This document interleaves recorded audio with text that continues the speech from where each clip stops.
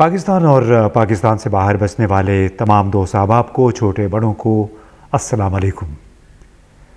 आज हम 3 मुल्कों की कहानी आपको सुनाएंगे।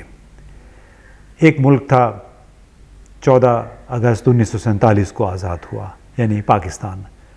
दूसरा मुल्क भारत 15 अगस्त 1947 को आज़ाद हुआ।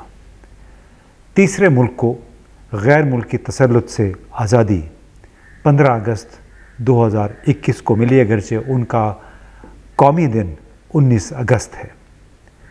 अब ये तीनों मुल्क किस अंदाज में, किस सिमत को चले हैं अपनी आज़ादी के बाद से आज तक, आज हम थोड़ा सा एक तकाबली जायज़ा पेश करेंगे। अगर हम बात शुरू करें अपने मशरिक़ से, यानी भारत से, हमारा बहुत बड़ा पड़ोसी जो कि 15 अगस्त को आज़ाद हुआ 1947 में, आज वहाँ पे G20 यानी दुनिया के 20 अहम तरीन ममालिक का इजलास, चोटी का इजलास जिसको समिट कहते हैं, वो शुरू हुआ। इस इजलास के लिए नई दिल्ली ने बड़े पैमाने पे तैयारियां की थीं और ये ज़ाहिर है एक बहुत बड़ा ख्वाब है जो कि भारतीय हुकूमत का, भारतीय रियासत का पूरा हुआ। इससे पहले चंद माह पहले श्रीनगर में G20 का टूरिज़्म यानी सयाहत के हवाले से एक बहुत बड़ा कसीरुल मुल्की इजलास हुआ था। उसमें भी अक्सर ममालिक ने शिरकत की सिवाय चीन के। दिल्ली में आज जो इजलास शुरू हो रहा है उसमें भी चीन और रूस के सरबराहान ममलिकत मौजूद नहीं है, लेकिन उनकी नुमाइंदगी बिलाशुबा मौजूद है। नई दिल्ली को इस इजलास के लिए बहुत बेहतरीन अंदाज में सजाया गया है। बहुत सारे यहाँ पे कच्ची आबादियाँ थीं, उनको हटाया गया और तज़ीन व आराइश की गई, खुसूसी दस्ते तैनात किए गए हिफाजत के लिए। और ये 3-4 दिन तक दिल्ली आम लोगों के लिए काफ़ी हद तक आउट ऑफ बाउंड रहेगा, बंद रहेगा, क्योंकि ज़ाहिर है अगर 20 ममालिक के सरबराहान, 19 ममालिक के सरबराहान हुकूमत और सरबराहान ममलिकत इस इजलास में हैं तो उनकी सिक्योरिटी को यकीनी ज़रूर बनाया जाएगा। और ये एक ऐसे मौके पे हो रहा है जिसमें कुछ अर्सा पहले ही भारत ने अपना रोबोट चांद पे उतारा था और इसके बहुत बड़ा एक मार्केटिंग का और अपने नाम की तशहीर का भारत को मौका मिला। और ये वो कामयाबी है जिसके ऊपर अभी कैश करेगा भारत। इसके ज़रिए भारत की इंडस्ट्री को मज़ीद फ़रोग़ मिलेगा। दूसरी तरफ वो मुल्क जो कि 14 अगस्त 1947 को आज़ाद हुआ, वहाँ पे आज हमने कौम को PTI, पीपल्स पार्टी, PMLN के माबैन लड़ाइयों, ये बाहम दस्तो गरेबान हैं ये जमातें, गिरफ़्तारियों और गिरफ़्तार शुदा अफराद के ट्रायल्स, उनकी अदालतों में पेशियों का सिलसिला मुसलसल जारी है। जुराइम पेशा अनासिर के लगाए हुए ज़ख्म, यहाँ पे इंडस्ट्रियल कार्टेल्स या इजारादार गिरोह हैं, उनकी की हुई ज़्यादतियों, करप्शन और दहशतगर्दी के लगाए हुए ज़ख्म आज हम चाट रहे हैं। चित्राल से लेके वज़ीरिस्तान से लेके पेशावर, तीरा जो खैबर एजेंसी में वैली है, वहाँ तक हर रोज़ हमारे ख़िलाफ़ दहशतगर्द कचोके लगा रहे हैं। और दूसरी तरफ IMF के आगे हमने मुसलसल घुटने टेके हुए हैं। और बिजली के बिलों में हालिया इजाफ़ा भी एक बड़ी वजह IMF की शराइत थी। अब उन्होंने ये शराइत मानी है इतनी, महज इतनी कि आप बिजली के बिलों को 3 अक़सात में, 3 किस्तों में अदा करने की इजाज़त दे दें लोगों को, लेकिन रिलीफ़ कोई नहीं है। इसके साथ बड़ी शर्त यह है कि फिर गैस की कीमतों में आप 50% इजाफ़ा करें। अब आपको याद होगा जब भारतीय वज़ीर आज़म मनमोहन सिंह यहाँ इस्लामाबाद कभी आए, उससे पहले वाजपेयी साहब आए थे 2004 में, और उस वक्त ये इन दोनों रहनुमाओं ने, बल्कि कई रहनुमाओं ने ये कहा कि हमारा बड़ा ख्वाब है कि हम सुबह का नाश्ता दिल्ली में करें, लंच लाहौर में करें और डिनर काबुल में करें। यानी इस लिहाज से देखें तो पाकिस्तान को बड़ी मरकज़ी हैसियत हासिल थी, कलीदी किरदार था अफ़गानिस्तान को दुनिया के साथ जोड़ने में। अब अगर आप इस पे गौर करें कि पाकिस्तान स्प्रिंग बोर्ड के तौर पे इस्तेमाल हुआ जब 1979-80 में सोवियत यूनियन के ख़िलाफ़ CIA और ISI ने मिलकर जिहाद का आगाज़ किया। इसी तरह दहशतगर्दी के ख़िलाफ़ जंग जब शुरू हुई, एक बार फिर पाकिस्तान तवज्जो का मरकज़ बना, पाकिस्तान ज़रिया बना अफ़गानिस्तान में ऑपरेशंस के लिए, और यूँ पाकिस्तान को बड़ी एक लिहाज से मरकज़ी हैसियत हासिल रही। अब मज़े की बात यह है कि जिन तालिबान की हिमायत का इल्ज़ाम था पाकिस्तान पर, वही तालिबान बज़ाहिर तहरीक तालिबान पाकिस्तान और दूसरे प्रॉक्सी दहशत गर्द गिरोहों के आजकल मेज़बान हैं टेक्निकली, और इन गिरोहों के मामले पर अफ़गान तालिबान बज़ाहिर अपनी रफ्तार और मर्ज़ी से फ़ैसले करने पर बज़िद हैं।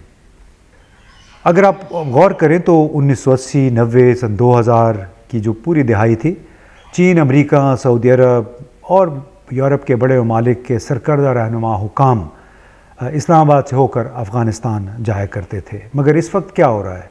इस वक्त जनाब चीन ने डायलॉग अफ़गानिस्तान के साथ शुरू कर रखा है पाकिस्तान के बग़ैर।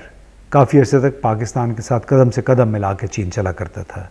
अमेरिका, उसने दोहा में अपना सफारत खाना खोला हुआ है, और ख़ुसूसी नुमाइंदे टॉम वेस्ट और वहाँ के जो दूसरे हुकाम हैं उनके हमरा वक्तन फ़वक्तन अमीर ख़ान मुत्तकी यानी उनके वज़ीर ख़ारजा और वज़ीर आज़म उनके वज़ीर आज़म या डिप्टी वज़ीर आज़म के साथ उनकी मुलाकातों का सिलसिला जारी रहता है, जो उन्होंने मैसेजिंग करनी होती है। भारत, उसने अपने अंदाज़ में अफ़गानिस्तान के साथ ताल्लुकात तो इस्तवार कर रखे हैं, कुछ ऑनलाइन ट्रेनिंग्स उन्होंने की हैं, अफ़गान पुलिस की इमदाद और ताउन की भी बात हो रही है, और इस तमाम मामले में पाकिस्तान का किरदार कम से कम होता चला गया है। हमारी 2650 किलोमीटर की सरहद है, हर रोज़ 40-50 हज़ार लोग सरहद के आर पार आते जाते हैं, मगर आज हमारा किरदार अफ़गानिस्तान के हवाले से एक तरफ मिनिमल होकर रह गया, कम से कम होकर रह गया, जबकि दूसरी तरफ पाकिस्तान के शिमाली इलाके चित्राल समेत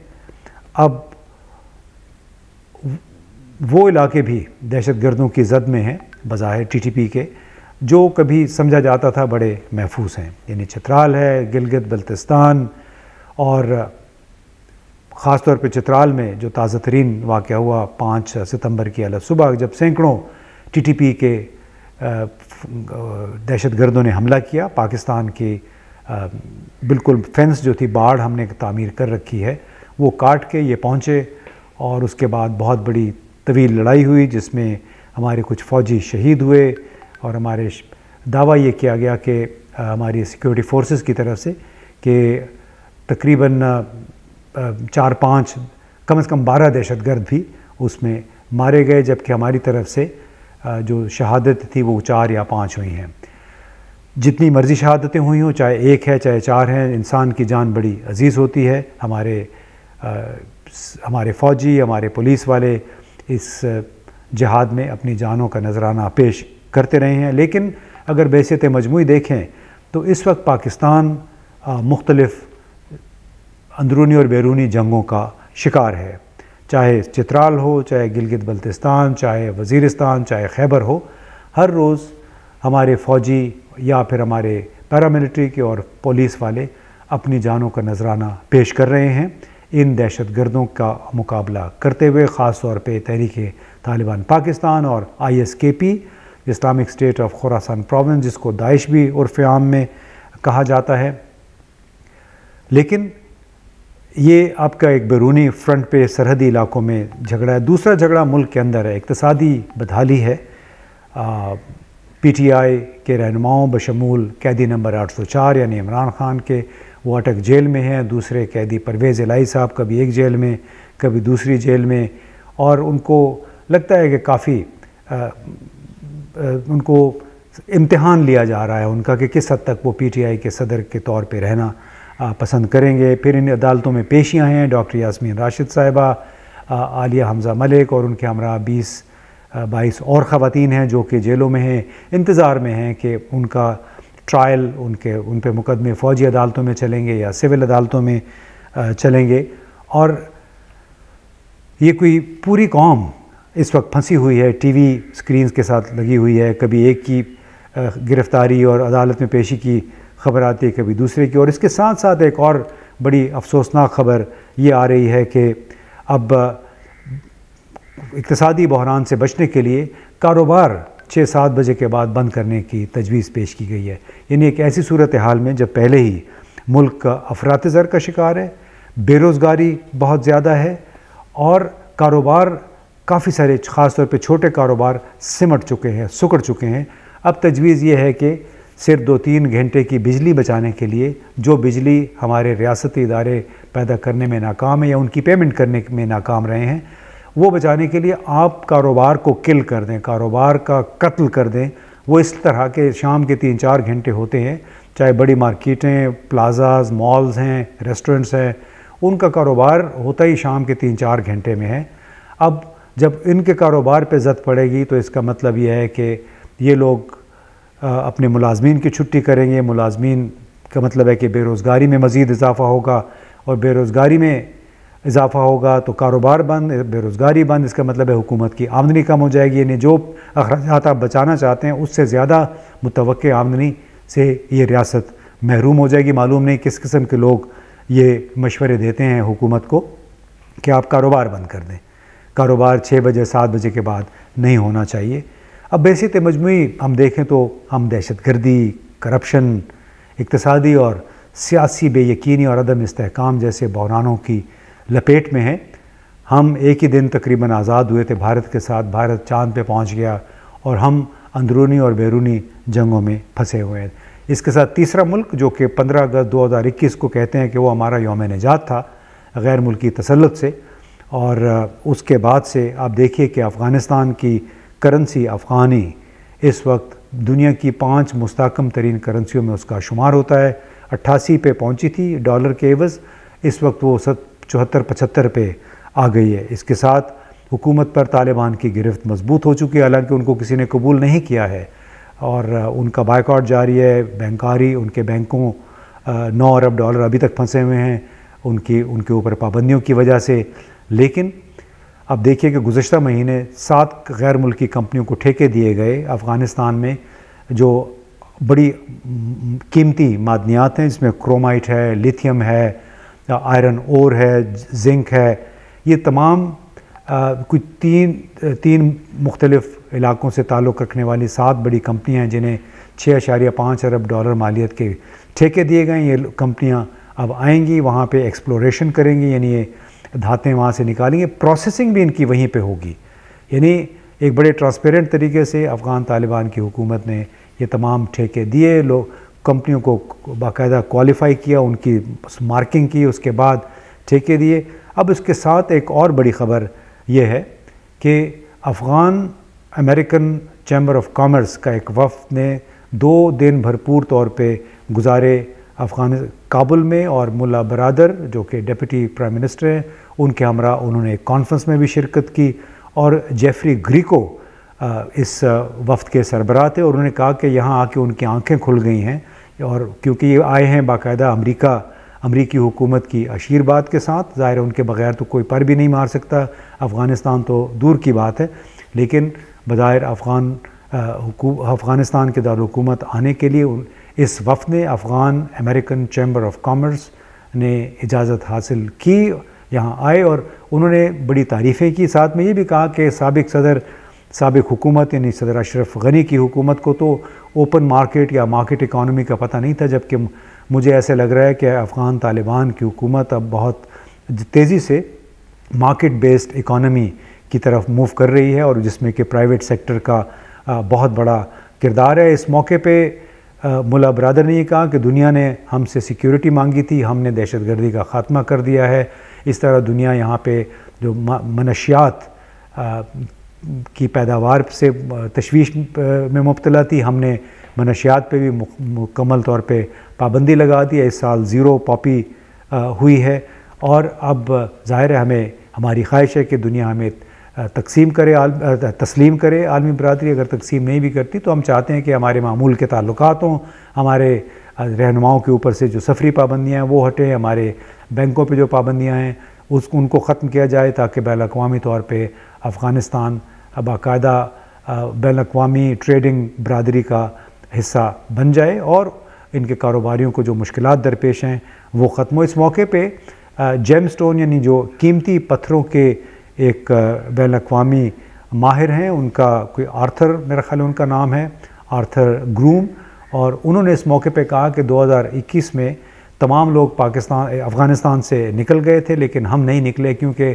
हम चाहते हैं अफ़गानिस्तान के अंदर यहाँ लोगों को तरबियत देना चाहते हैं कि यहाँ पे जो मादरे जो कीमती पत्थर हैं जैसे याकूत है, ज़मरद है, इस किस्म के पत्थरों की पॉलिशिंग कैसी होती है, रिफ़ाइनिंग कैसे होती है, हम ये तरबियत देना चाहते हैं अफ़गानों को। इसलिए हमने अफ़गानिस्तान कभी नहीं छोड़ा।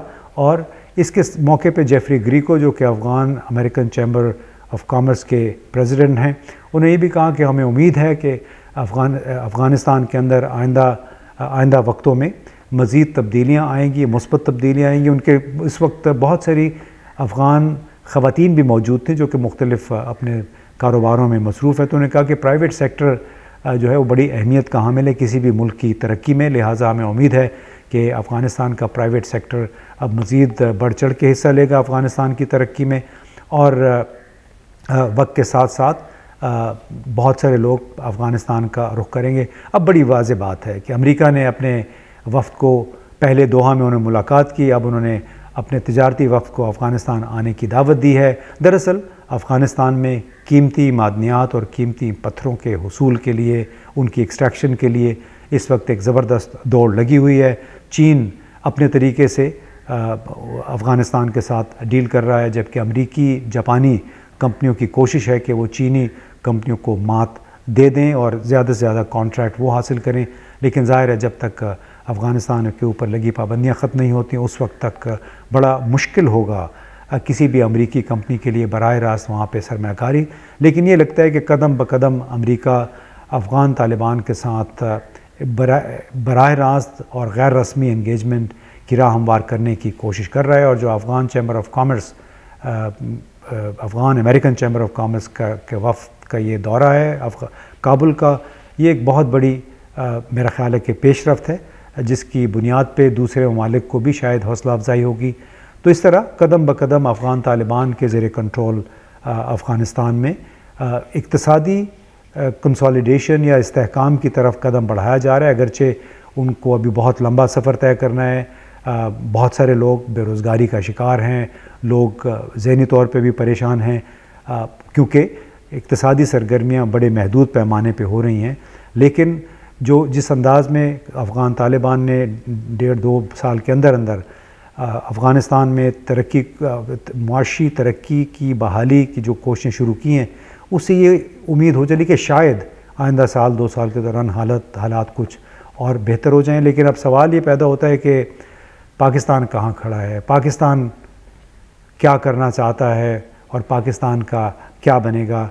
हम आज भी, हमारे वज़ीर आज़म ने चंद दिन पहले ये इल्ज़ाम लगाया कि पाकिस्तान में दहशतगर्दी में इजाफ़ा इसलिए हुआ है कि अमेरिका ने बड़े गैर ज़िम्मेदाराना अंदाज़ में इनखला किया, यानी अफ़गानिस्तान से निकले 15 अगस्त 2021 को, और उसके बाद जो असलहा था, जदीद असलहा था, वो गैर ज़िम्मेदार ग्रोहों के हत्थे चढ़ गया। अब मालूम नहीं कि हमारे अनवारुल्लाह काकड़ साहब अफ़गान तालिबान जो कि इस वक्त हुक्मरान हैं उन्हें गैर ज़िम्मेदार कह रहे हैं, या फिर TTP और इन जैसे दूसरे प्रॉक्सी टेररिस्ट ग्रुप हैं उनको कह रहे हैं। असलहा तो ज़ाहिर है जब अफ़गान तालिबान आए तो उनके हाथ चढ़ा था। तो ये समझ नहीं आती कि हम क्यों बार बार अपने अंदर की जो जंगें हैं, यहाँ के अंदर की कमज़ोरियाँ हैं, उनके इल्ज़ाम हम दूसरे लोगों को, दूसरे ग्रोहों पे क्यों डाल देते हैं। पाकिस्तानी हुकाम का बशमूल हमारे निगरान वज़ीर आज़म अनवारुल्लाह काकड़ के हमारी तवक्को ये है कि जो अमेरिका और यूरोपीय ममालिक हमारे साथ ताउन करेंगे, क्योंकि जो असलहा उनके बकौल दहशत गर्दों के हाथ चढ़ गया है वो हमारे लिए ज़िंदगी और मौत का मसला बन गया है। इस मौके पे एक प्रेस कॉन्फ्रेंस के दौरान एक चीनी सहाफ़ी ने उनसे एक सवाल भी किया, बड़ा तीखा सा सवाल, कि पाकिस्तान को अमेरिका से काउंटर टेररिज्म में, इंसदाद दहशतगर्दी में ताउन क्यों चाहिए? अगर आप वाकई उस पर इसरार कर रहे हैं, जिसको आपने अभी कहा कि हम वेलकम करेंगे, खुश आमदीद कहेंगे अमरीकी और दूसरे मुल्कों का काउंटर टेररिज्म में ताउन को, तो हमें तो चीनी सहाफ़ी का ही कहना था कि ऐसे लगता है कि पाकिस्तान ने या तो अमेरिका को फ़ौजी अड्डे दे रखे हैं या देने वाले हैं, जिसकी बुनियाद पे, जिसकी वजह से आप ये कह रहे हैं कि हमें काउंटर टेररिज्म में अमेरिका का ताउन दरकार है। तो वज़ीर-ए-आज़म ने कहा कि कम से कम मेरे इल्म में ऐसी कोई बात नहीं है। ठीक है, ज़ाहिर है उनके इल्म में ऐसी बात नहीं होगी, क्योंकि अफ़गानिस्तान जैसे मामलात का फ़ैसला हमारे वज़ीर-ए-आज़म नहीं करते, बल्कि हमारी सिक्योरिटी इस्टेब्लिशमेंट करती है। उनकी ज़्यादा गहरी नज़र होती है तमाम मामलात पे। लेकिन इन तमाम तर मामलात के बावजूद अब सवाल ये पैदा होता है कि पाकिस्तान की क़यादत आखिर क्या चाहती है? हम तो बज़ाहिर चीन से भी कट गए, भारत से पहले कटे हुए थे, तो जो 3 मुल्कों का एक इकट्ठ था, इंडिया, अफ़गानिस्तान और अमेरिका, क्या ये एक बार फिर इकट्ठे हो रहे हैं? क्या एक बार फिर इकट्ठे होकर पाकिस्तान के ख़िलाफ़ क्या कोई महाज बन रहा है? पाकिस्तान को बिल्कुल मार्जिनलाइज़ करना चाहते हैं? एक ऐसी सूरत है, जबकि चीन को भी बड़ी तशवीश है पाकिस्तान अमेरिका के मौजूदा ताल्लुकात के हवाले से, और चीन भी बराह रास्त अफ़गानिस्तान के तालिबान के साथ राब्तों में है। ग़ालिबन उसकी वजह यही तशवीश है कि आखिर उनको भी यकीन नहीं है कि पाकिस्तान की हुकूमत, पाकिस्तान की रियासत इस वक्त किस सिमत को जा रही है, क्या बनेगा, क्या होगा, और पाकिस्तान के जो 25 करोड़ अवाम हैं, आखिर उनका मुस्तकबिल क्या है? जब आप इन तमाम तीनों मुल्कों के जो डेवलपमेंट ट्रैजेक्टरी है उसको देखें, वो कहाँ जा रहे हैं और पाकिस्तान किस तरफ को रमा है। बहुत बहुत शुक्रिया।